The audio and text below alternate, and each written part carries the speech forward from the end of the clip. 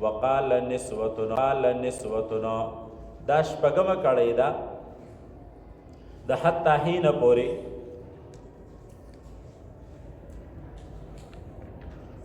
چې کله دی دا خبره وکړله نو په هغه ځای کې دا معامله ختمه کړه.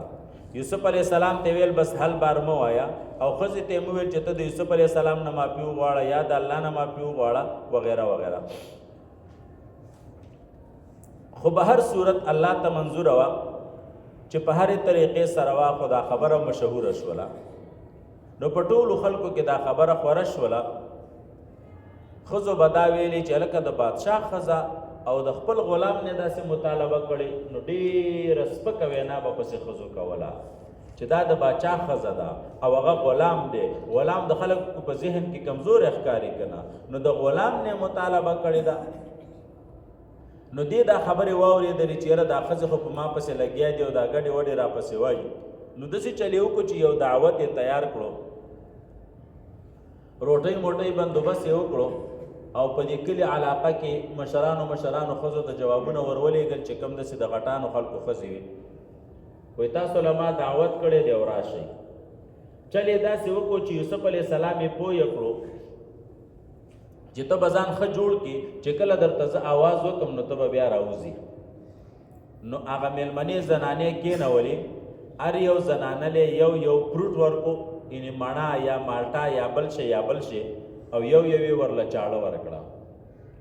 خو داسې یو طریقې ورسره وکړه چې تاسو به دا میوه ټولې په یو ځل کټ کوئ، د 1 2 3 سره به څه کوئ؟ کټ کوئ. ټیک شولو؟ نو کله چې د دوی د هغه میوې کټ کولو ټیم شو نو یوسف علیه السلام ته ویل چې ته پې راوځه. نو یوسف علیه السلام پې د دننه نه راووتلو، داسې را روانو، ښځو چې ورته وکتل نو واقعي چې ښایسته و. څه و؟ ښایسته و. نو دلته هغه دا چاړه راښکله په دې مالټه باندې یا په مڼه باندې یا په نارنج باندې هر شی چې او دلته کتل چاته یوسف علیه السلام. نو ډېرو زنانو پکې لاسونه څه کړي وو؟ کټ کړي وو. تیرې چاړې وله ورکړې وې که نه، طالبانو چاړه خو نه، مالټه دې کېښوسته ټولې اوبه به دلته وځي، کټ کېږي به نه. نو تیرې چاړه د باچا د کور چاړې وې که نه، نو تیرې چړې وله ورکړې وي نو بس ایسته دغه مالټې یا د مڼې نه ووتلې، لاسونه یې پې کټ کړل. نو دې ورته ویلې چې دا وګورئ تاسو صرف یو نظر ورته وکتل او لاسونه هم څه کړه؟ کټ کړه. او زما سره دې په کور کې اوسېږي نو ستاسو څه خیال دی؟ نو بس هغه یې ورته ویل چې واقعي ته مجبوره یې، ته صحیح مجبوره یې او دا تا چې کوم حرکت کړی نو ګناه دي نه ده کړې. پوه شوئ پې باندې؟ نو دی بیا ویل د دغه ښځو په مخ کې چې د نه زه بیا هم مطالبه کومه، بیا هم دې څه کوم؟ مطالبه کومه. که دې زما خواهش پوره نه کړي نو بس جیل ته بیا اچوم، بله لار راسه نشته، یا به زما خبره ومني او یا بیا چېرته واچوم؟ جیل ته بیا واچوم. نو دا نورې چې کومې ښځې راغلې وې د یوسف علیه السلام نه سوالونه ورته شروع کړه، سفارش یې کاو چې خیر دی که نه ګوره دا خو ستا ملکه ده او داسې ده او هغسې ده او خیر دی او د دې خبره ومنه.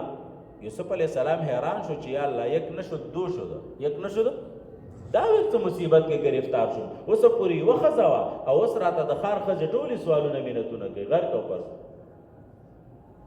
نو الله ته دعا وکړه چې الله جیل مې خوښ دی خو د دې کور نه مې نور څه کړه؟ وباسه. بس الله یې دعا قبوله کړله او باچا ته چې کله پته ولګېدله چې په ټول ښار کې دا بحث کېږي نو یوسف علیه السلام یې جیل ته ولېږلو. او د جیل والا ته یې وویل چې دا ښه په آرام په عزت او احترام دلته کېنوه چې صرف نوم یې د جیلې قدر، نوم یې څه د جیلې، نورو ته د پاکستان دغه شان ټي هم ولګوه، ایس هم ورته ولګوه، میچونه هم دې پکې ګوري او ښځې به هم له خواله راځي او سړی په څه کې دی لګیا؟ په جیل کې. په خدای قانون که دغه جیلونه هم که وکتل که نه تاسو به پسې رشوتونه ورکوئ او که نه ادی چې پکې پراته وي. نو ویل سیاسي جیل دی او څه کې واچو؟ مطلب دا دی چې سړی ګناهګار نه دی. ګورې ښه یوسف علیه السلام ګناهګار نه دی خو جیل ته د دې دپاره بوځو چې دا خبرې ختمې شي په دې ښار کې، دا په دې علاقه کې.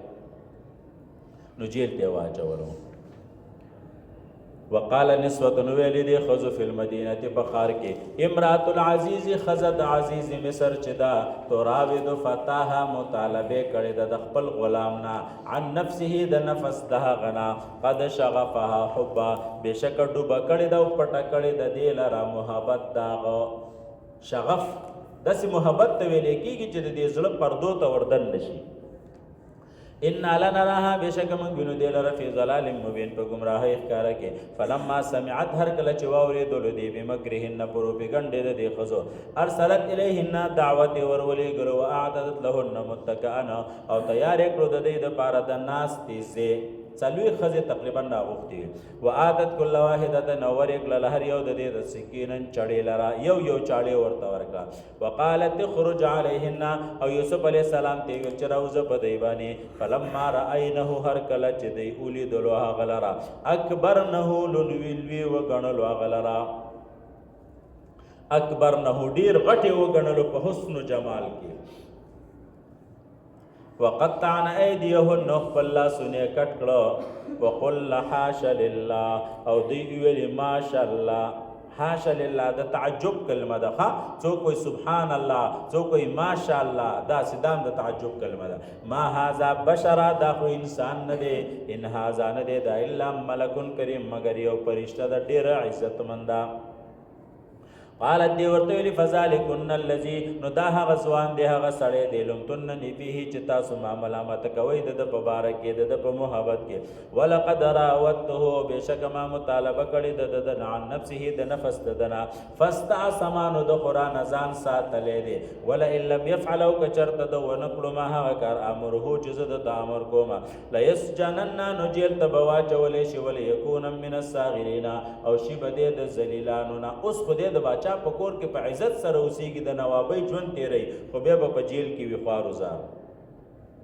قال یوسف علیہ السلام ویل رب یا رب زما السجن احب الی جیل چې دې ما ته ډیر خوښ دی مما د هغه سنه يدعونني الیه چې دې راغواړي مال راغی ته و الا تصرف عني کیدهن کته وانړې زمانه تدبیر د دې خزو اسب الیهن زب ورسېګم دې ته مایله بشم دې تواکم من الجاهلین او شم بزد جاهلانو نا فاستجاب له ربه نو دعای قبول کړل رب ددو فصرف عنه کیدهن نو ویړولو دنه تدبیر داغي انه بشک الله رب العزت چې هو السمیع العلیم ثم بدا لهم بیا بظاهر شي دی بادشاہ ته د دې نور ملګرو ته د حالات لیدو نه بعد به ورته معلوم شي د علامات لیدو نه بعد به ورته معلوم شي ثم بدا لهم من بعد ما رأوا الآیات پس داغنا چې دی اوینه علامات لرا براءت د یوسف علیہ السلام شواهد او قمیص وغیرہ لیسجننه جلد بوا چې دلر حتی حین